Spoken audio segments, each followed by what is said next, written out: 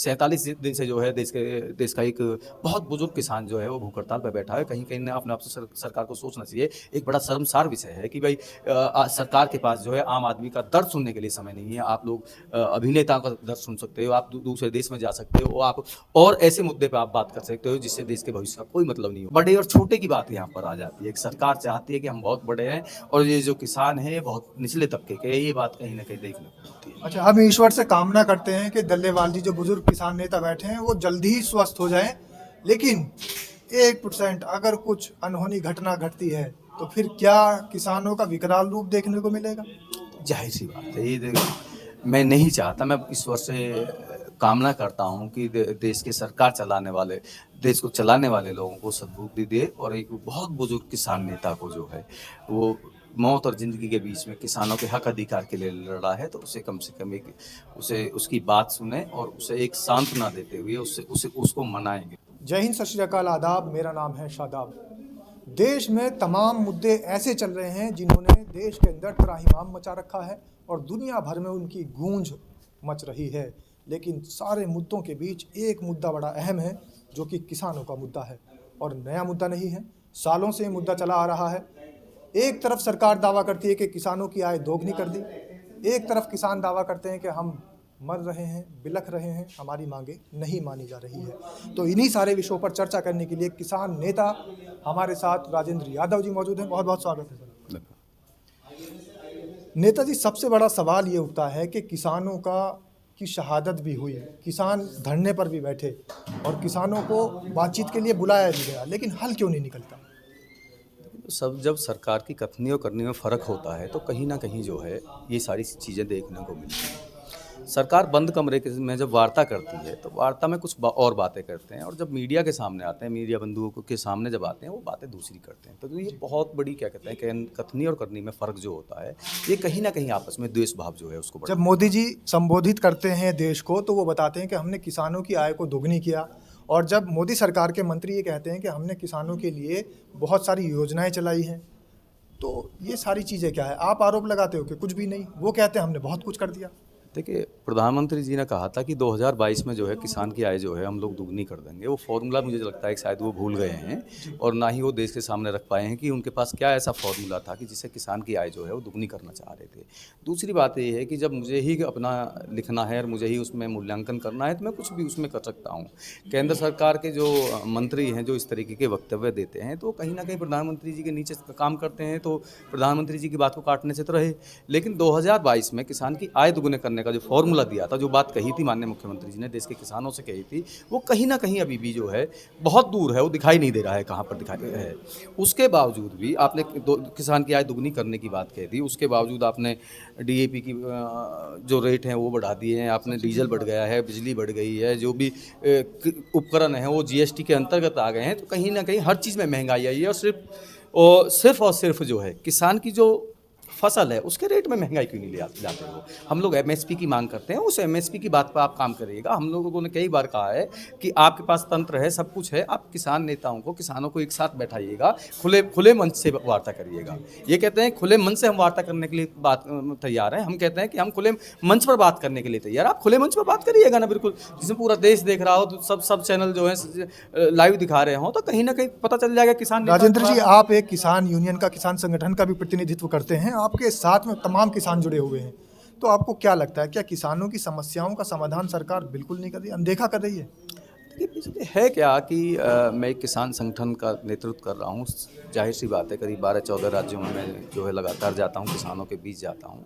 या किसानों की जब बात करते हैं तो सरकार हो या विपक्षी पार्टी हो, मेरा सवाल यह है कि सरकार आरोप लगाती है कि ये जो लोग हैं प्रदर्शन करने वाले, ये किसान है ही नहीं। अब ये प्रमाण पत्र कहाँ से लाया जाएगा? भाई जब कोई बात आती है तो देश के प्रधानमंत्री, देश के कृषि मंत्री भी ये कह देते हैं कि हम भी किसान परिवार से हैं। तो जब ये किसान नहीं है तो फिर कहाँ से प्रमाण पत्र लाएगा? आप प्रमाण पत्र के कहाँ से ला के दोगे? जो पहले से खेती कर रहे हैं, आप लोगों को फसल बेच रहे हैं, आप लोगों के सामने खेती कर रहे हैं, उनके ज़मीन पर नाम है, खतौनी आप चेक करा लो। इससे ज़्यादा हम क्या बताएँगे कि हम लोग किसान हैं या नहीं है?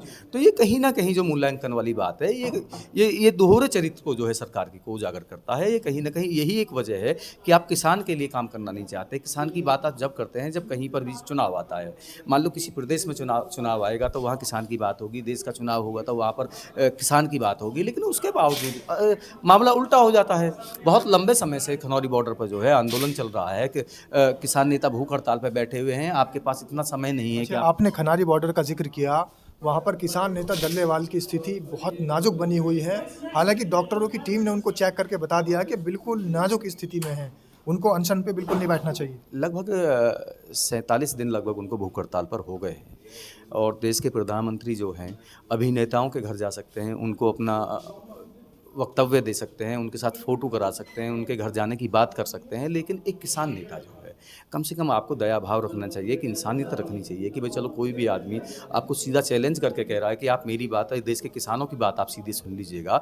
उसके बावजूद भी आपके पास इतना समय नहीं है कि उस बिंदु पे आप चर्चा कर पाएँ, उस दर्द को आप एक बार महसूस करने की बात करें। तो हम कोई नई चीज़ हम लोग नहीं कह रहे हैं। जब 13 महीने का आंदोलन जो दिल्ली के चारों तरफ हुआ था, उसमें आप लोगों से जो वार्ता हुई थी, उस वार्ता के दौरान जिन-जिन बिंदुओं पर आपने सहमति बनाई थी, हम उन्हीं बिंदुओं को लेकर बात कर रहे हैं। हम लोग कोई अपना अलग से बिंदु लेकर नहीं आ रहे हैं हम लोग, या कोई नई चीज़, नई मांग हम लोग लेकर आ रहे हैं। उन मांगों की हम लोग बात कर रहे हैं जिन मांगों पे आपने किसानों के प्रतिनिधि मंडल से आप लोगों ने समय मांगा था। हम उनसे उन बिंदुओं पर बात करने की बात राजेंद्र जी, एक बात और जनता के बीच मन में रहती है, वो ये रहती है कि जब आंदोलन शुरू हुआ था, फिर उसके बाद आंदोलन अचानक से हटा, तो कहीं ना कहीं सरकार की किसानों से बातचीत हुई, एसकेएम से बातचीत हुई, किसान के नेता जो हैं, किसान नेताओं से बातचीत हुई और मामला सुलझ गया था।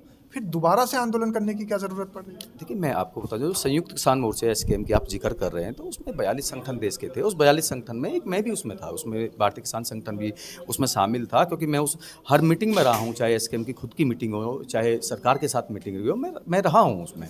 और सरकार ने हम लोगों से वादे करे थे कि आप लोग सहमति बनाइएगा, हम लोग इस पर काम करने के लिए तैयार हैं। आप हमें 6 महीने का समय दीजिएगा, 6 महीने बाद जो है हम लोग जो है इस पर काम करना शुरू कर देंगे।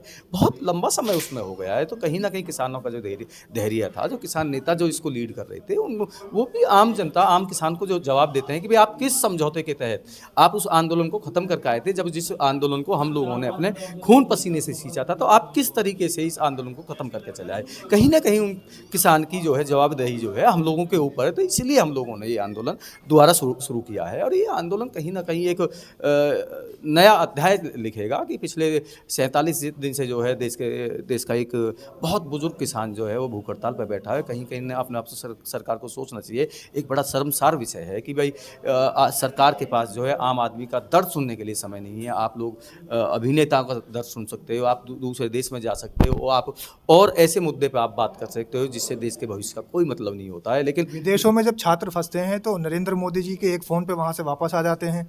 अगर कहीं दो देशों में युद्ध होता है तो माननीय प्रधानमंत्री के एक फ़ोन कॉल पर युद्ध रुक जाते हैं, उनके जाने से युद्ध रुक जाते हैं। अब इसमें क्या है कि ये दो देशों के बीच की कहानी होती है, तो देश चाहता है कि दूसरे देश के नागरिक जो हैं वो बहुत आसानी से निकल जाए। उसकी अगर आप टीआरपी लेना चाहें तो उसमें कोई बहुत बड़ी चीज़ें नहीं। बात टीआरपी की नहीं, जब माननीय प्रधानमंत्री नरेंद्र मोदी दूसरे देशों के युद्ध रुकवा सकते हैं तो ये तो अपने देश का मामला है, फिर किसानों की समस्या क्यों नहीं समझ पा रहे? मैं ऐसी कोई चीज़ अभी सामने तो हमारे आई नहीं है कि भाई आपने किसी देश का युद्ध जो है रुकवा दिया। आपने यूक्रेन वाला युद्ध रुकवा दिया हो तो शायद हो सकता है कि हम मान लेते हैं भाई युद्ध रुकवा दिया। ऐसा कोई है नहीं। सिर्फ इसको एक टीआरपी गेन करने का, टीआरपी प्राप्त करने का एक नए फॉर्मूले होते हैं, वो फॉर्मूला पर आप लोग चल रहे हो। अगर आप यही बात कर रहे हो तो सीधी सी बात है, आपका बहुत अच्छा सवाल है कि भाई देश में किसान हैं तो हम इसी देश के नागरिक। अब दूसरी बात पर ये आ जाते हैं कि चलो आपकी बात हमने बड़ी कर दी कि ये लोग किसान नहीं हैं, तो कम से कम हैं तो आपके देश के नागरिक। आप उनको एक बार बात करिएगा, एक अपना प्रतिनिधि मंडल भेजिएगा और उनसे उन मुद्दों पे बात करिएगा कि भाई हमने 13 महीने के आंदोलन के बाद जो है हमने आपको ये दिया, आपके साथ इन मुद्दों पे वार्ता हुई थी और हमने आपको दे दिया है। आप प्रमाणित कर दीजिएगा कि किसान नेता अपने आप उठ जाएंगे। सरकार के कुछ मंत्री, कुछ नेता तो ये भी बोलते हैं कि ये लोग आंदोलनजीवी हैं, इन्हें जो है आदत पड़ गई है आंदोलन करने की। हाँ, जाहिर सी बात है कि अगर अपना अधिकार की बात करेंगे, अपने हक की बात करेंगे तो आप कुछ भी कह सकते हो, उसमें कौन सी बात है, क्योंकि आप सरकार चला रहे हो तो आप किसी भी कह सकते हो। जब अपने हक अधिकार जब आपके दबते हैं, आप जो है जंतर मंतर पर बैठते हो, उस समय तो आप नहीं कहते हो कि भाई हम लोग आंदोलनजीवी हैं। आप राहुल गांधी के घर के बाहर जाने की बात करते हो तो उस समय तो आंदोलन करते हो, उस समय नहीं कहते हो। लेकिन किसान अपने हक अधिकार की बात करता है, मजदूर अपने हक अधिकार की बात करता है, तो कहीं ना कहीं सरकार को लगता है कि ये आज हमसे मांगने की स्थिति में कैसे हो गए, इनका अधिकार क्या है, कि इनमें इतनी हिम्मत कहाँ से आ गई कि जो हमसे मांगने की बात हो। यह बात आती है बड़े और छोटे की बात यहाँ पर आ जाती है। एक सरकार चाहती है कि हम बहुत बड़े हैं और ये जो किसान है ये बहुत निचले तबके के हैं, ये बात कहीं ना कहीं देखने को मिलती है। अच्छा, हम ईश्वर से कामना करते हैं कि डल्लेवाल जी जो बुजुर्ग किसान नेता बैठे हैं वो जल्दी ही स्वस्थ हो जाएं, लेकिन 1% अगर कुछ अनहोनी घटना घटती है तो फिर क्या किसानों का विकराल रूप देखने को मिलेगा? जाहिर सी बात है, ये मैं नहीं चाहता, मैं ईश्वर से कामना करता हूँ कि देश के सरकार चलाने वाले, देश को चलाने वाले लोगों को सद्बुद्धि दे और एक बहुत बुजुर्ग किसान नेता को जो है वो मौत और ज़िंदगी के बीच में किसानों के हक अधिकार के लिए लड़ा है, तो उसे कम से कम एक उसे उसकी बात सुने और उसे एक सांत्वना देते हुए उसको मनाएंगे कि भाई आप जो है ये हट जो है छोड़ो और हम लोग इस पर काम करने के लिए तैयार हैं। जब देश का पैसा, टैक्स का पैसा जो है आप इधर उधर लगा सकते हो तो किसानों पर क्यों नहीं लगाते आप? अगर सरकार नहीं सुनती तो फिर क्या खत्म होगा? देखिए, अभी तक जब तक ये अनशन चल रहा है, जब तक डल्लेवाल जी ने कहा है कि जब तक देखते हैं कि सरकार कब तक जो है हठधर्मिता पर अड़ी हुई है, जब तक देखते हैं उसके बाद आगे की रणनीति आप सबके सामने आ जाएगी कि आगे की क्या रणनीति होगी। तो किसान नेता डल्लेवाल लगातार अनशन पर बैठे हुए हैं, प्रदर्शन कर रहे हैं और अपनी मांगों को बनवाने के लिए सरकार से आग्रह कर रहे हैं। सरकार उनकी बात सुनती है या नहीं सुनती है, आने वाले समय में किसान जो संगठन है उनका क्या रुख होगा, ये सब आने वाला वक्त ही बताएगा। तब तक देखते रहिए चैनल और कमेंट के माध्यम से ज़रूर बताएं कि आखिर आप इन नेताओं की बातों से कितना खुश हैं और कितना नाखुश हैं। धन्यवाद।